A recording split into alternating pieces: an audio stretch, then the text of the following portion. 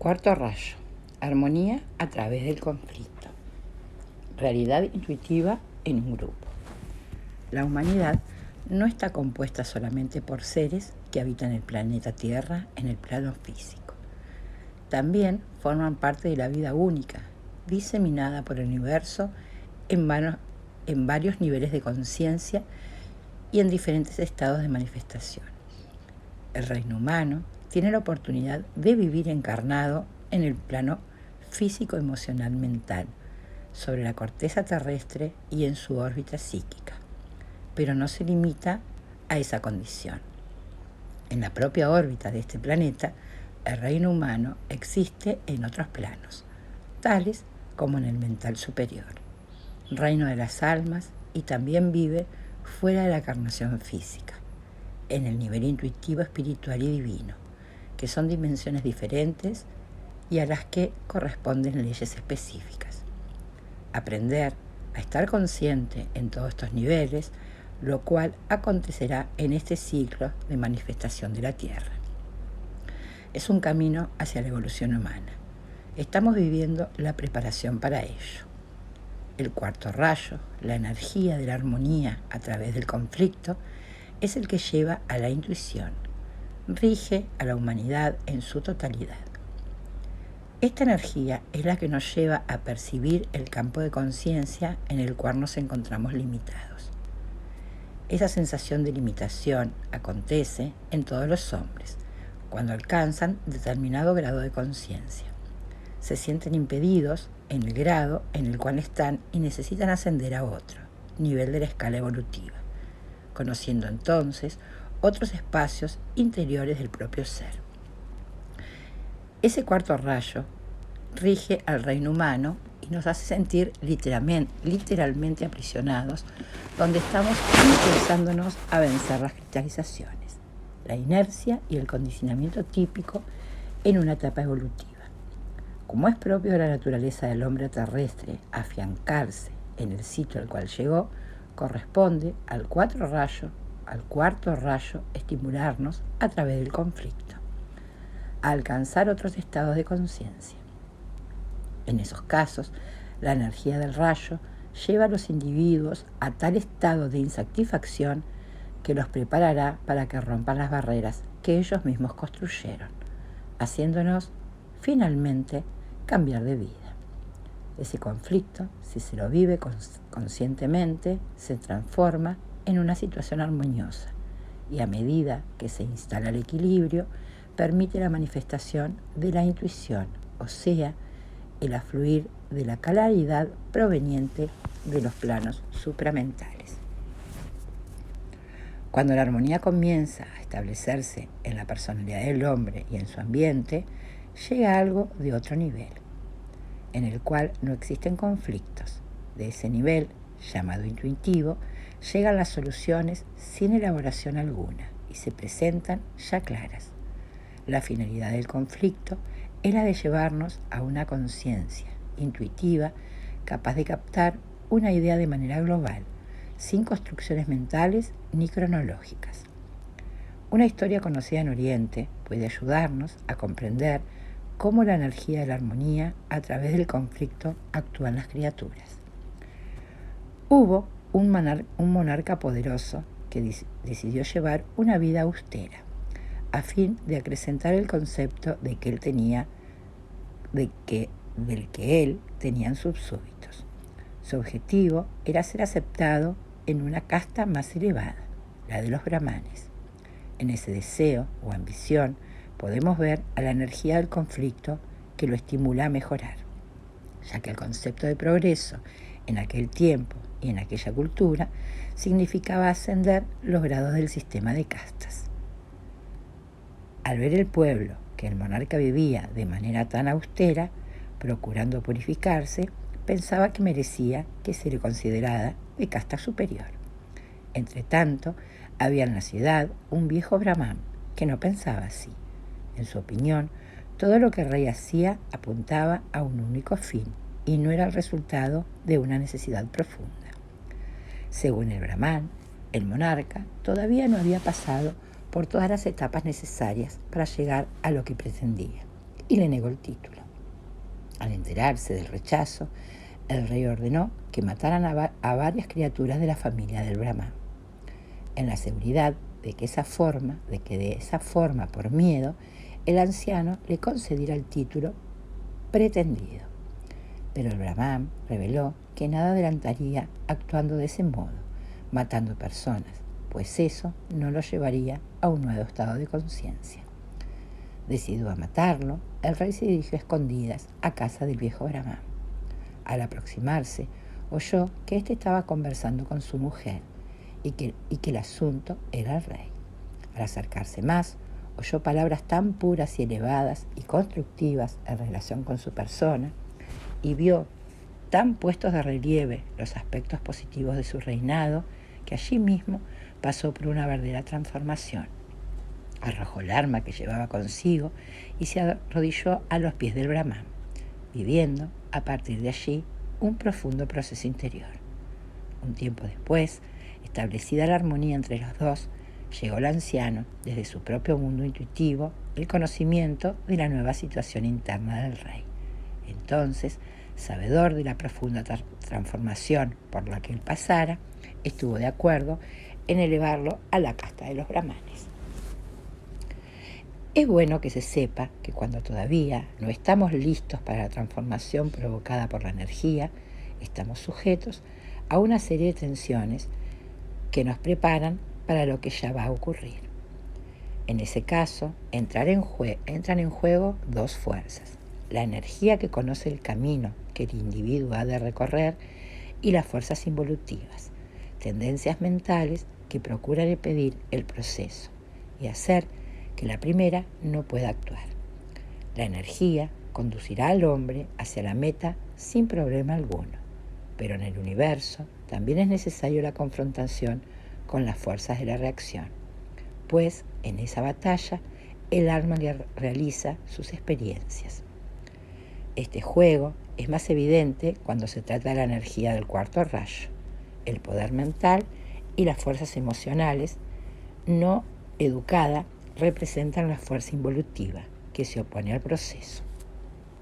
Conocí a alguien que tuvo una verdadera intuición sobre un trabajo a realizar grupalmente, pero por el cual las personas indicadas no estaban todavía listas.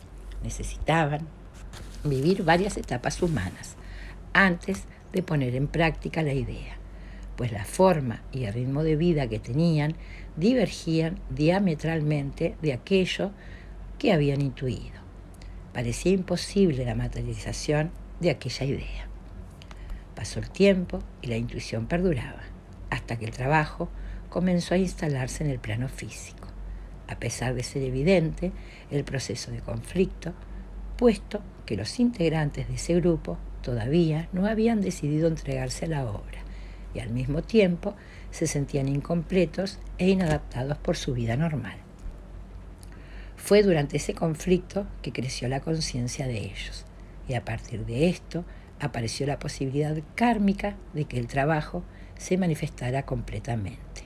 De allí en adelante, todos comenzaron a encontrar su verdadero lugar y la armonía fue apareciendo gradualmente, manifestando lo que la intuición había revelado hacía tiempo. Por tanto, para que una idea intuitiva se materialice, es necesario tener un proceso doble. Primero, de conflicto, después de armonización gradual y de purificación de los instrumentos involucrados en la idea. Generalmente, los individuos tienen sus sueños personales, que muy raramente corresponden a la realidad intuitiva. De allí la necesidad de un proceso de conflictos. Muchas veces es preciso que este proceso se prolongue, permitiendo que la persona viva una experiencia completa en determinado punto específico, de la cual necesita disolucionarse de una vez. Hoy en día, según lo mencionamos, la materialización de una idea intuitiva nunca depende de una sola persona, y sí de un grupo. En primer lugar, es preciso que los individuos vinculados con el proyecto hayan efectuado, en términos cualitativos y cuantitativos, lo que llamaremos renuncia a la vibración inferior.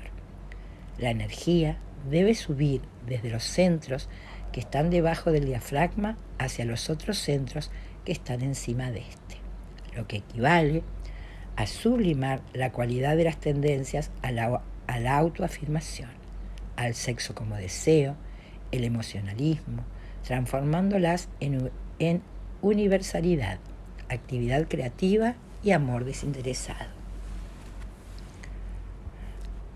Parte de las personas implicadas en el proyecto intuitivo ya deben estar vibrando en nivel superior al normal, esto es, actuando, sintiendo y pensando en el nivel del corazón, garganta y cabeza, no más en el nivel solo del aparato digestivo, de sexualidad y de autoafirmación, en realidad con los otros individuos, en relación con los otros individuos.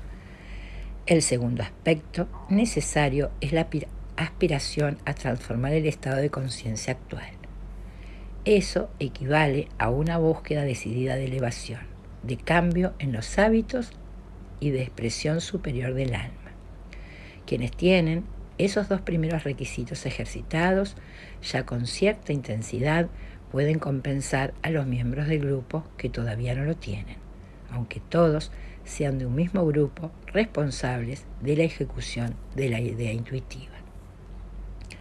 Del desarrollo de estos puntos básicos llega la creatividad superior, o capacidad de crear según inspiración de la propia alma que, en este ciclo evolutivo, es el símbolo de los niveles superiores de conciencia en cada uno. En algunos individuos, la energía sexual debe estar lista ya para transferirse desde el ritmo normal procreativo y de satisfacción de los deseos hacia uno más amplio, que tiene como representante en el plano físico etérico, al centro de la laringe. Cuando ese núcleo energético se desarrolla, surge la creatividad en su sentido superior. La energía de la procreación asciende y crea en otro nivel. Eso implica no crear más bajo el móvil de las fuerzas del ego humano, sino principalmente bajo el estímulo de la energía anímica de la cuarta dimensión. No queremos decir con esto que en un grupo que se propone ejecutar una idea intuitiva, todos deban renunciar a la procreación en el plano físico. Lo fundamental es que la energía sea canalizada hacia el centro interno de la conciencia, y para que esto ocurra, es necesario que haya una o más personas en el grupo con este aspecto ya desarrollado y trabajado. Si no, la idea intuitiva no puede manifestarse de forma pura, corriendo el riesgo de surgir de manera desfigurada, como un reflejo distorsionado de lo que ocurre en los niveles superiores. En la humanidad, mientras la cuestión de la elevación de esa energía desde el centro sexual hacia el de la laringe no sea comprendida de manera más generalizada, será preciso que algunos efectúen esa ascensión de forma bien decidida y clara para compensar a los otros, elevando así la vibración general del planeta. Como la humanidad es una sola, lo que se hace para uno de sus miembros se refleja de cierta manera en todos los otros. Se puede controlar la naturaleza emocional y la mental, pero no se puede hacer lo mismo con el mundo intuitivo. Solamente cuando lo mental, lo emocional y lo físico están bajo control voluntario y no bajo tensión, la intuición puede acontecer libremente. Pero ninguna voluntad humana, por más pura que sea, puede invocar ni impulsar a esa intuición. El mundo intuitivo no recibe órdenes, se halla bajo otras leyes y está siempre listo para descender hacia los niveles más concretos de la vida y hacia el cerebro de cada uno, con tal que la apertura de la conciencia humana sea incondicional y se dirija hacia los niveles superiores o más sutiles del ser. Eso se logra a través de la imaginación creadora, que nos induce a pensar en los niveles superiores, tales como los concebimos y aspirar a servir conforme a una voluntad lúcida y superior, transpersonal. A título de ilustración, hago referencia aquí a la construcción de un hospital que sería de gran importancia para la nueva vida, ya que su proyecto fue captado originalmente del mundo intuitivo por un sabio. Esa construcción se está retrasando, corriendo incluso el riesgo de que no se lleve a efecto en el planeta físico, debido a la falta de control de la energía creativa por parte de la mayoría de los individuos implicados en el proyecto, y por no haber una continua aspiración al servicio altruista que debería ser mantenida por gran parte de los integrantes de ese grupo. Puede ocurrir entonces que una idea válida emitida en el plano mental superior del planeta lleve a veces siglos para que se lo concrete. También puede suceder que una idea intuitiva llegue a la conciencia de varios individuos al mismo tiempo, como ocurrió con los transportes aéreos en el siglo pasado. Si estuviéramos sintonizados con las leyes que rigen la intuición, ese mensaje puede ser captado también en partes, de modo tal que cada uno recibe una porción de aquel.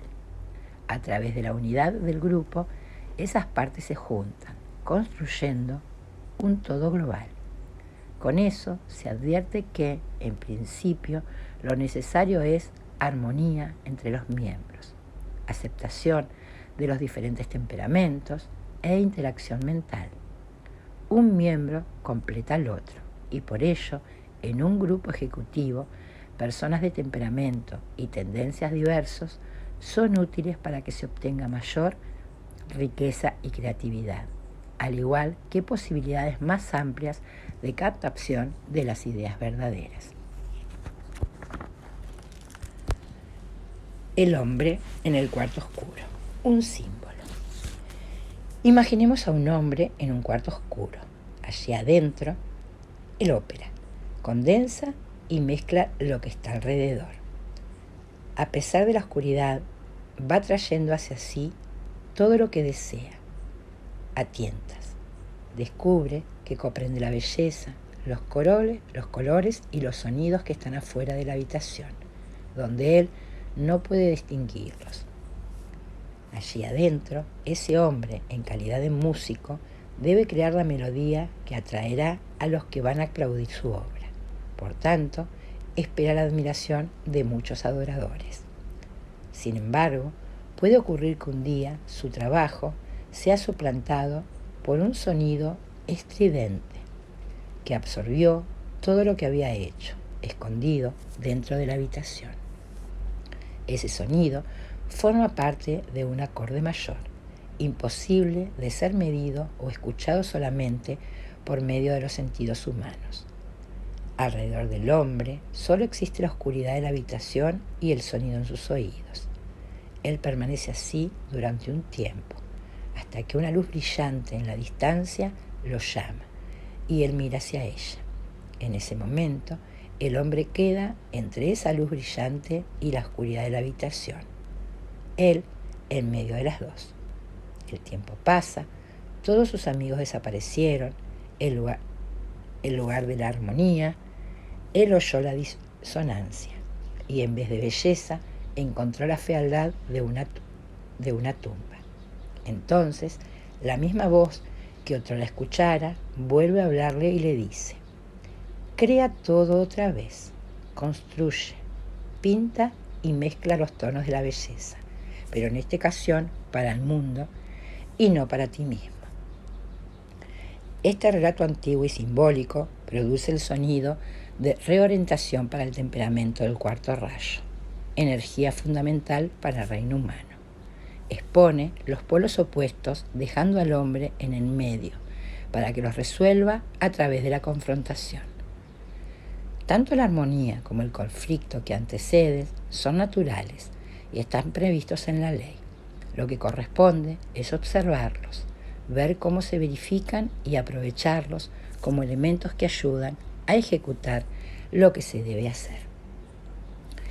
En las personas más evolucionadas de la humanidad de hoy, el conflicto se establece en el plano mental, mientras que en otros alcanza el plano emocional. Sin embargo, es común que un gran número de personas que el conflicto se dé en los dos niveles al mismo tiempo, a punto tal que se confundan entre sí. Este es un campo interesante y de apelación para la actuación de todos. En verdad, podríamos estar más cerca de la armonía si la educación, la cultura, la vinculación con lo espiritual y sobre todo el espíritu de cooperación estuvieran más desarrollados.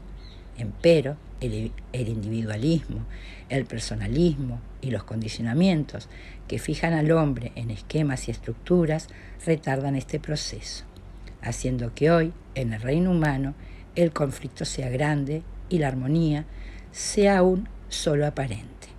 Y aunque ésta integre los planos sobre lo mental pensante en los niveles de la personalidad, está todavía en vías de que se le reconozca. Por el contrario, en el reino vegetal, ella se encuentra presente y visible, según lo atestigua el propio color verde de las plantas, uniforme en todo el planeta físico. A través del retrato sobre el hombre en la habitación a oscuras, se advierte que si una necesidad personal no corresponde a una necesidad más amplia, perteneciente al todo, puede sobrevenir el conflicto y el dolor. Cuando confrontamos nuestra necesidad personal con la de la humanidad, si verificamos que no guardan correspondencia entre sí, podemos refrenar y redimensionar la nuestra, estableciendo el equilibrio en nosotros mismos. Sin eso, es inútil intentar armonizar al mundo.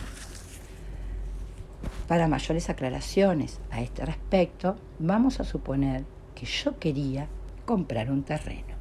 Entonces empiezo a examinar ese deseo. ¿Para qué quiero eso?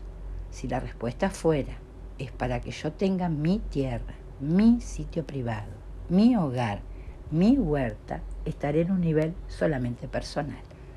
En verdad, ¿para qué sirve una tierra hoy en día?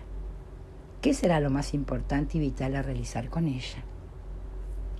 A la respuesta personal y egoísta se la va descartando gradualmente, a medida que se trabaja con el cuarto rayo, con la armonía. En ese rayo procuraré saber lo que debo hacer con la tierra para que los problemas del mundo en este momento puedan tener una solución. No tendré más en cuenta el hecho de querer una tierra para mí. En lo que me es dado percibir, diré que podrá faltar alimento en un futuro próximo, lo que, por otra parte, ya está ocurriendo. Es en innumerables zonas del globo terrestre. También compruebo que la mayoría de las tierras existentes ya está envenenada por el hombre. Observo que a la naturaleza se le está agrediendo y que es preciso estar en armonía con todos los reinos. Entonces, puedo confrontar esas reflexiones con mis razonamientos personales y observar qué es lo que prevalece. Así sabré si puedo colaborar para resolver un problema general, dejando de ser ya un peso en función de los problemas planetarios.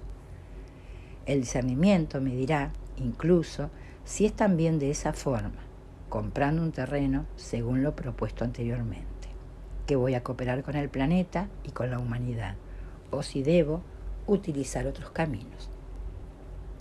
El trabajo consiste, pues, en que dejemos de insistir en una idea cristalizada o en un punto fijo, y en someter eso a un cotejo con una necesidad mundial de este momento. Aunque las soluciones todavía no se manifiesten en gran escala, el hecho de que el problema ya está presente en nuestra conciencia es una señal de que podemos colaborar en este proceso de armonización planetaria. Otro ejemplo que cito es el conflicto de alguien que dice querer un hijo. Si la persona se preguntara profundamente por qué dijo eso, podría tener varias respuestas de carácter personal.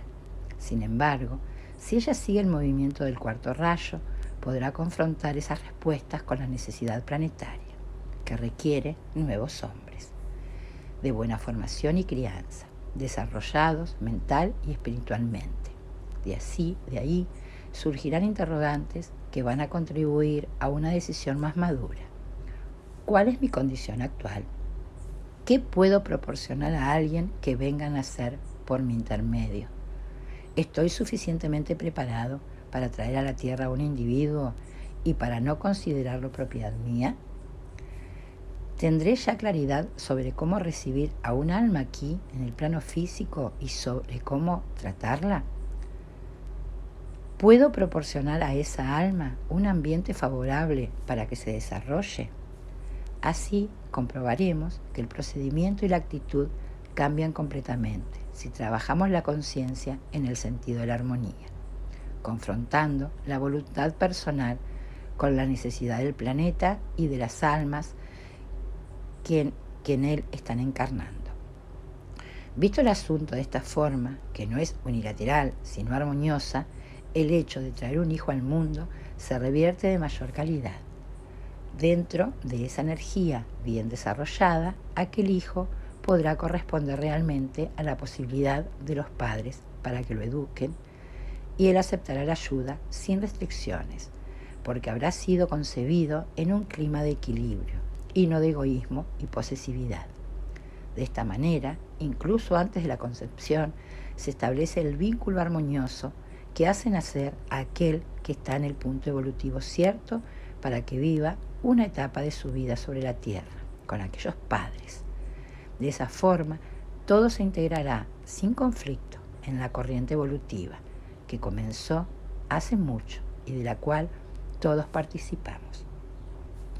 Este proceso de contactar la propia idea con otras más, amplia y general, puede aplicarse en todos los sectores de la vida. Y este es el camino de desarrollo del cuarto rayo. Una de las razones actuales por la que el conflicto no produce posteriormente la armonía es el hecho de que estemos excesivamente centrados en las cosas densas, preocupados e involucrados con el lado material de la vida. Un ejemplo típico es nuestra actitud frente a los alimentos. Podemos considerarlos como sustancias materiales físicas o como energía sutil y depositaria de fuerzas del universo, no visible en laboratorios. El alimento también puede ser una oportunidad para que nos armonicemos con los reinos en él representados, en el caso, el vegetal y el mineral, y los productos derivados del reino animal. A partir de allí, el acto de comer toma nuevo significado, produciendo otro tipo de energía y también la armonía.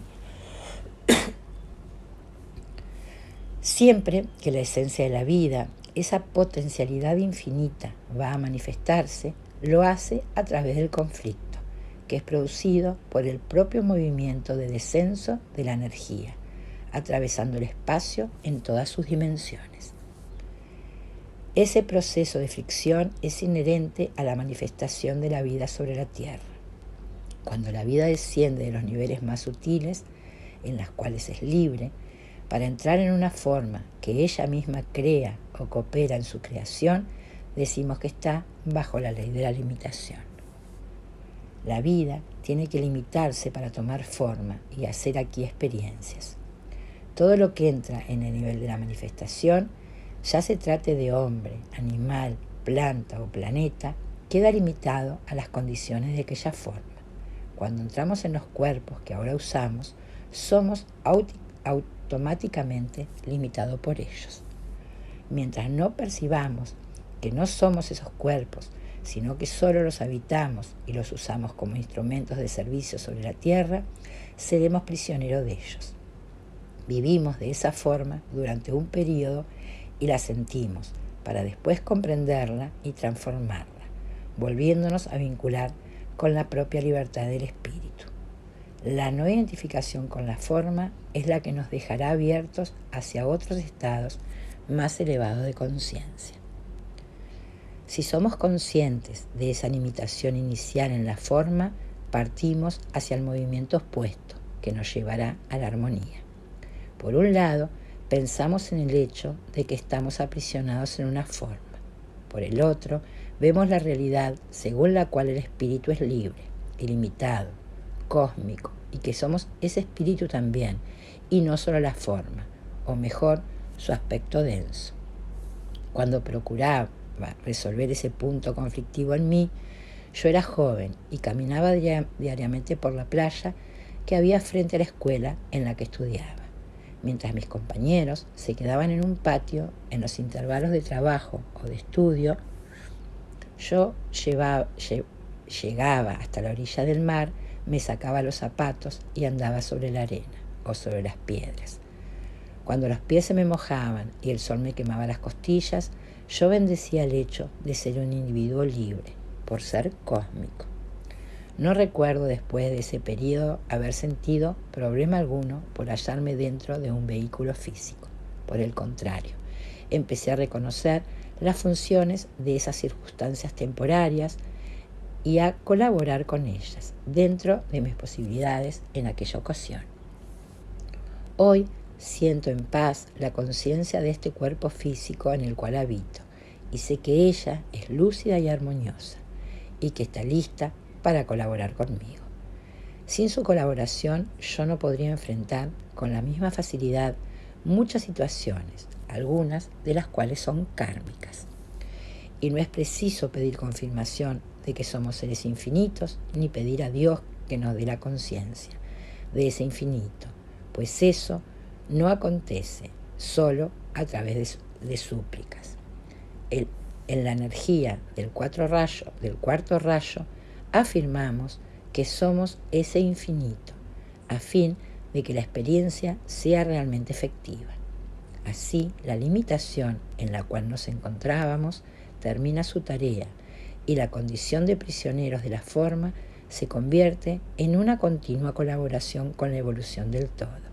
Finalmente, traemos hacia la vida consciente lo opuesto del condicionamiento inicial y primario. En el planeta Tierra existen actualmente 3 reinos de la naturaleza que tienen la posibilidad de salir de esa limitación y que pueden gradualmente dejar de ser prisioneros de la forma. El reino humano es uno de ellos. Para el hombre hay una puerta abierta a través del trabajo de identificación con su propio núcleo anímico. Ese núcleo corresponde en el individuo a la conciencia universal y por eso el ejercicio de imaginarnos la unión con el todo se torna en ayuda para el encuentro con esa nueva vibración. A través de nuestra pacificación con nuestras partes material y del servicio prestado a todos los reinos de la naturaleza, llegamos a esa unificación del espíritu con su polo opuesto, la materia. Y eso no necesita ser producto de una lucha, sino la búsqueda de la armonía perfecta, que puede ocurrir incluso hasta el nivel físico, a medida que nuevas conjunciones astrológicas y otras se vayan instalando en el universo y que el hombre tenga un desarrollo superior de conciencia.